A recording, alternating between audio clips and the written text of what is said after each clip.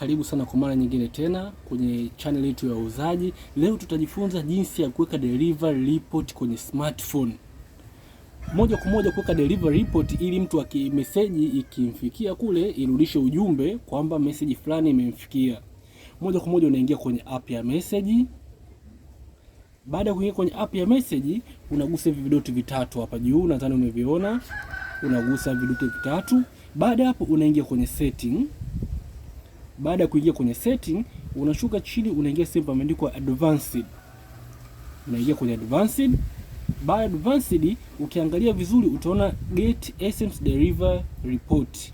Basi kwa moja unawasha hapa. Kwa vile mimi na simu moja tu, basi imekuja nikiwasha hapo inakuwa moja kwa moja tayari. Lakini kama kuna line mbili, basi utawasha na sehemu ya pili hapo utakuta imeandikwa. Karibu sana, usiache kusubscribe. Tunaanza na video ndogo ndogo kuelekea video kubwa mpaka jinsi ya kufanya biashara mtandaoni. Karibu sana, karibu sana.